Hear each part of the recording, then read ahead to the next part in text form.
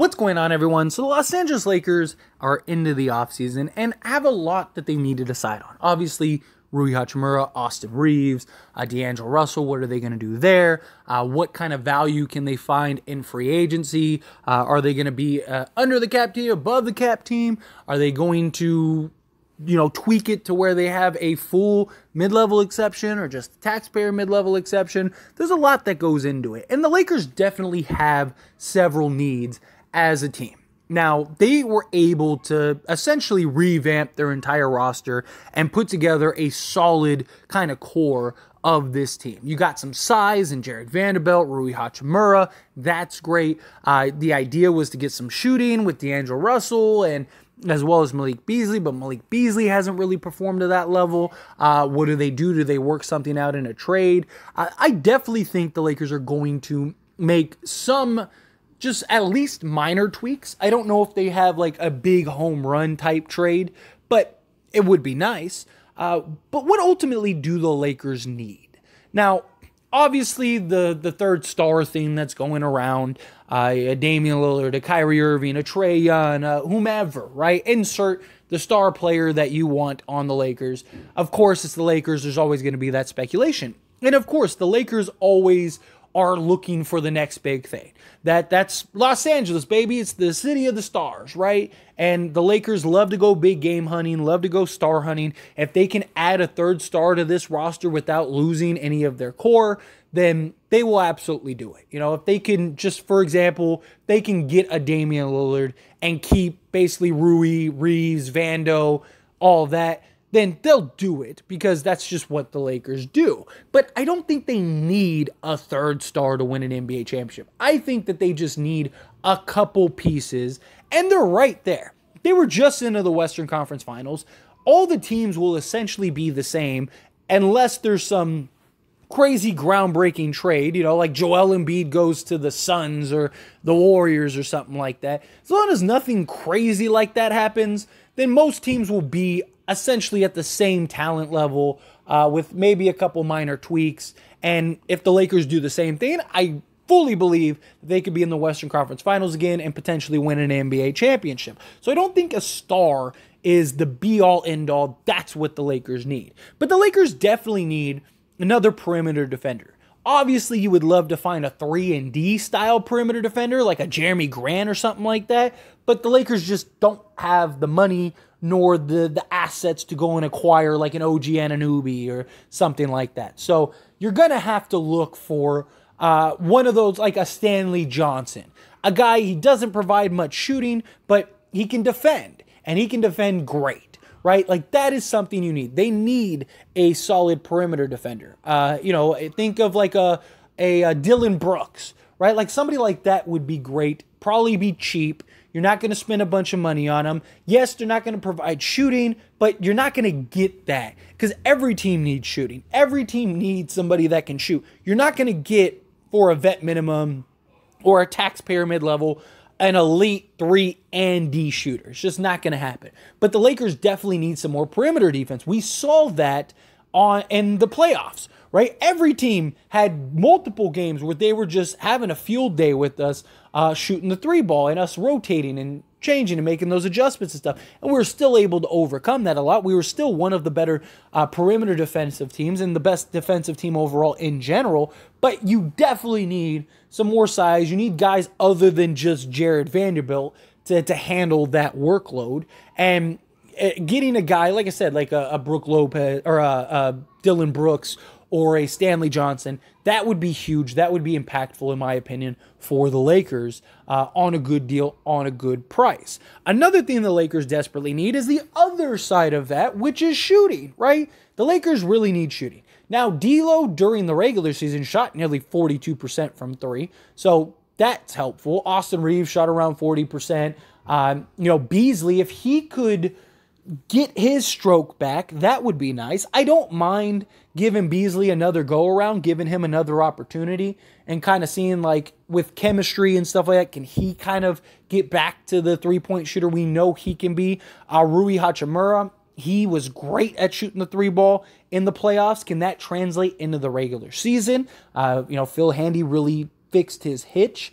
it's very possible that some of these guys can kind of get back to knocking down the three ball. That would be great. Can LeBron find his shooting stroke, right? He was atrocious pretty much the whole year shooting the three ball, including the playoffs. But the Lakers could really use another solid three-point shooter or several, right? I don't think one guy is going to fix all your shooting woes, but it would definitely help, right? Can you get a Seth Curry?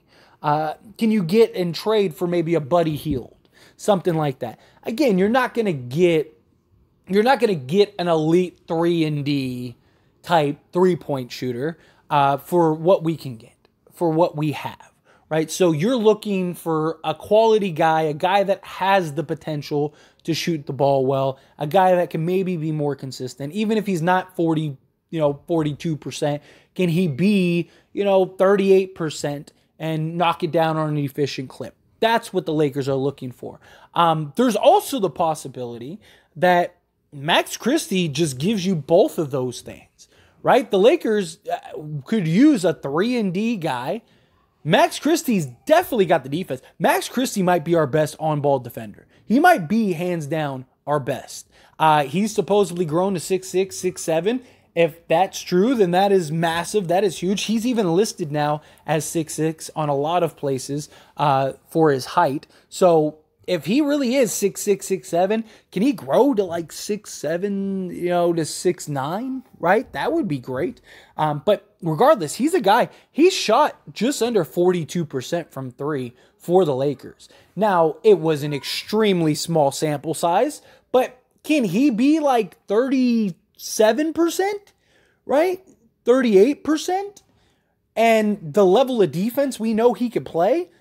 I mean, the Lakers might already have those first two needs already solved in Max Christie.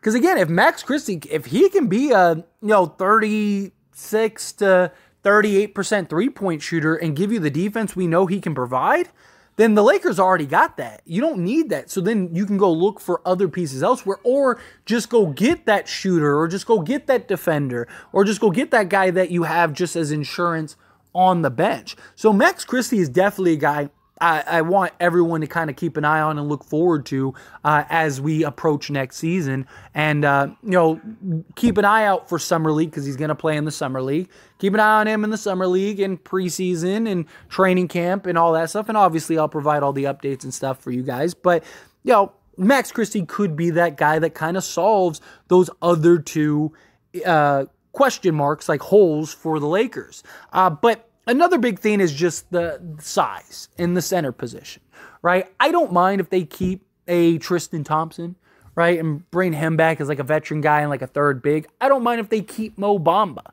right? Because Mo Bamba, I like Mo Bamba, a guy that has the potential to be a two-way type of big, can block shots as well as knock down the three ball at an efficient clip. We didn't really get to see a ton of Mo Bamba this season because he just was injured, but he's a project, right? He's a guy that's going to need some development, that's going to take some time. It's just there's a lot of question marks with Mo Bamba. But I do think the Lakers need at least a rebounding and shot blocking big. Now, that doesn't mean that, again, you're not going to get some like elite just 3-and-D center. Now, maybe you could get a Miles Turner, right? Can you work out a trade for that? That would be about as close to an elite 3-and-D style center. Like, that's Mo Bamba all grown up if everything works out great for Mo Bamba. Could you maybe go work out a deal to go get a Miles Turner? That would be great. But realistically, you're hoping that you can bring in like a Brook Lopez, or maybe you get like a Naz Reid or something like that. Although I would like somebody a little bulkier. I mean, Brook Lopez would be perfect. I love Brook Lopez. But Naz Reid is more of like a small ball center rather than like a traditional center. Like, the Lakers clearly need somebody that can rebound, defend, bang with the bigger centers. Can you get somebody like that? Like I said, like a Brook Lopez, an Andre Drummond, something along those lines. If you can get something like that, then I think the Lakers would be in really good position for this offseason. But those are kind of like the biggest needs that I see the Lakers need. Now, again, the other argument to the 3-and-D style thing is to just go get another scorer, right? Like, go get, for example, like a Terry Rozier. Terry Rozier's not going to give you elite, 43% three-point shooting. He's not going to give you elite defense. But what he will give you is a guy that can score at all three levels, put the ball in the hoop, can go get you 15 to 20 on any given night. Like, that's kind of the other way you can kind of supplement some of that stuff. But I think it basically boils down to Lakers need a real center, another sizable center. I think they need another perimeter defender, and then they need a guy or two that can reliably shoot the three ball. If Malik Beasley can find his stroke and kind of become that guy again, then fine. Then I don't think you need that as badly. I don't think you need that as heavily. Or again, if Max Christie evolves into that guy and he can be that two-way guy, if he can knock down 38% from three and defend the best player on the other team, then perfect. Or can Jared Vanderbilt, can he develop into just at least a league average defensive three-point shooter, right? Because he's already got the defense. If you can get that in Max Christie, well, then there you go. Now you have your problem solved on that front. But you'd still need a big man and maybe like a three-point specialist, like I said, like a Buddy Hield, something along those lines. But anyway, as always, this is a discussion, so I pass the question on to you. Let me know your thoughts and opinions down in the comments below. What do you think? Do you agree with my points of what you think the Lakers need? Do you think, no, they need some other things? Is there anybody specific in mind that you'd like to see the Lakers snag? However you feel, whatever your thoughts are, I'd love to hear it. Let me know.